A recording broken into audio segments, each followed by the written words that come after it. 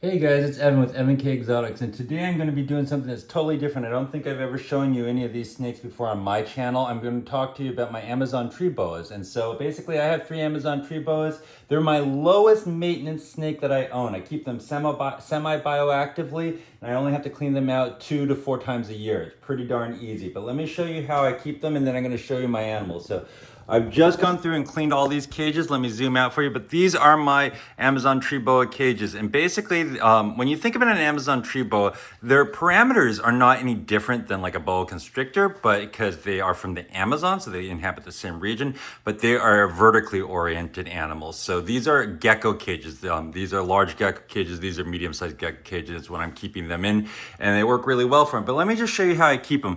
This is a setup, and I use grapevines, and I use fake plants, and I use little ledges, and then I use the way I make this semi-bioactive mix, I don't know if you can see it, is this one has a glass, but so I put a layer of just straight coconut chunking. That's my drainage layer. A lot of people will use gravel or like hydrotron balls or something like that, but I just use coconut chunk, and then I do a layer of oh, actually, you can see a little isopod there. So then I do a layer of coconut chunk blended with compost, and then I do a layer of coconut chunk blended with compost and leaf litter. And that's how I do it. And it kind of makes this like striata that over time breaks down. And so over 3 or 4 months, this will turn from a very chunky mix into almost garden compost. It goes straight into my garden compost pile.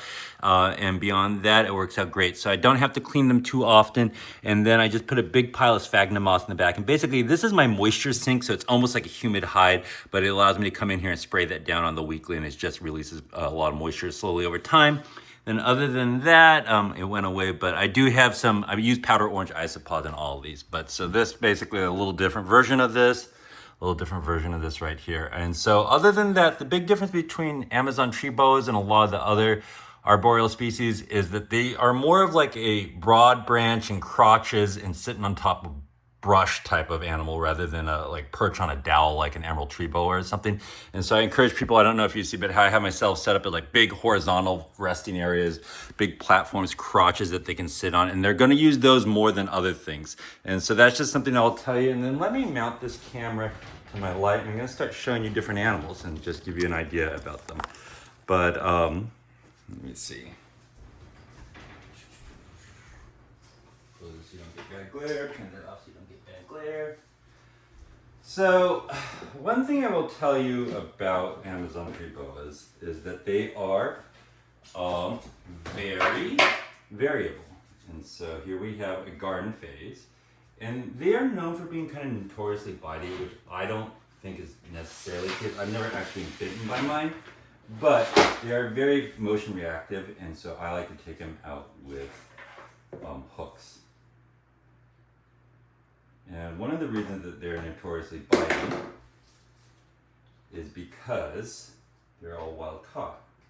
The other thing to understand about them is they're motion reactive. So a flashing motion is more likely to get you bitten than anything else. If you just stick your hands in the cages, but this is a garden phase right here. Woo! See that motion right on the hand. So here's a garden phase right here. I'm gonna hold it up for you.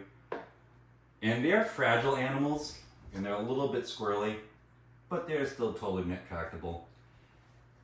But this is a garden phase. They're pretty drably colored, but then they come in a lot of different mixes.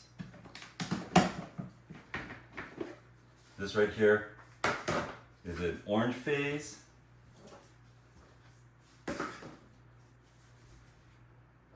And one thing I'll tell you about these is they are not amazing handling snakes. They're not the type of snake that you really want to be handling on the frequency.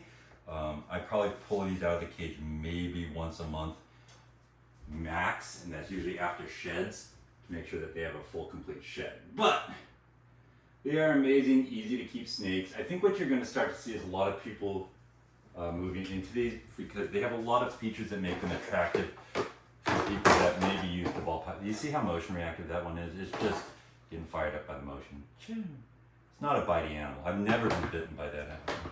The only time you're likely to get bitten is with that flashing motion. But beyond that, here's another one. Here's another lighter color. This one's a little more yellow. The other one's a little more orange.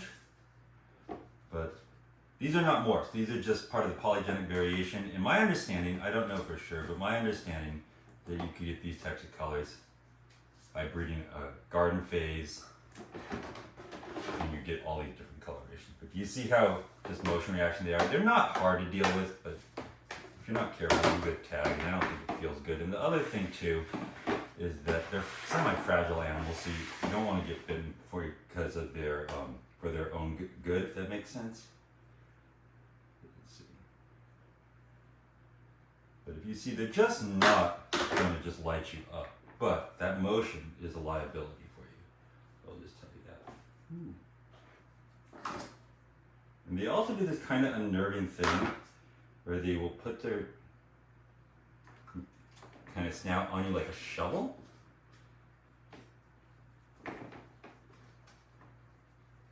There you go. But the only thing I think is actually really hard about them, it's not even hard, but it's harder than a boa constrictor, is they tend to have a little more stuck shed issues. And I think it's because not so much that they need more humidity as it is that they tend to sit up on branches and things at night.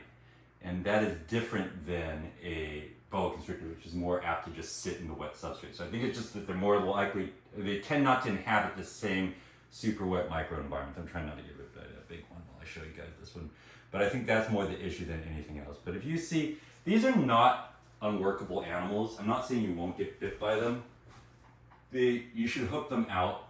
Like hooking them out of the cage is basically their form of tap or hook training because they are so motion reactive.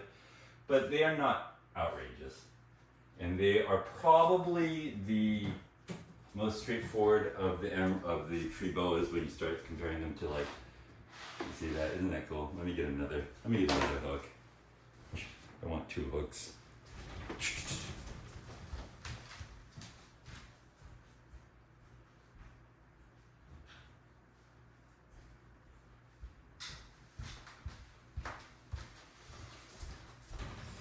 Early in the morning and it feels super hot in here because it's like 74 degrees and it's dead of winter, so that's not used to it. I'm in here in sweatpants and dealing with this little slingy snake.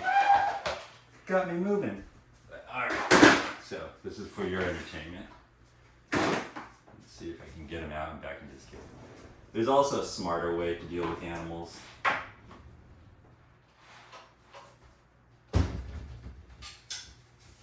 Alright, Jardine.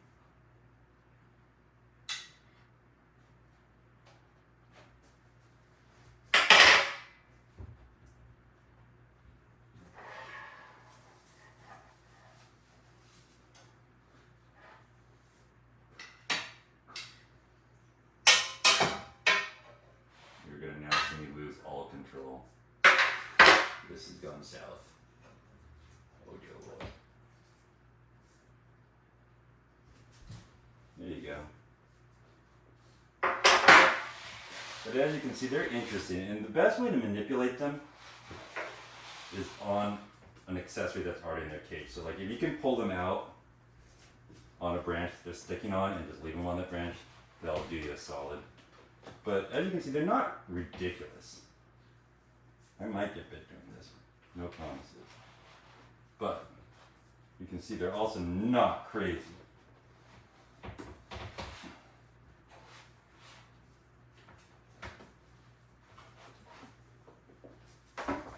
There you go. There's a good look at her. That's Jardine. She's probably about 5 or 6 pounds.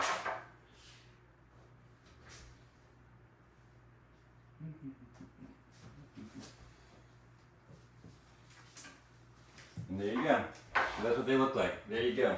A little spicy swordplay right there.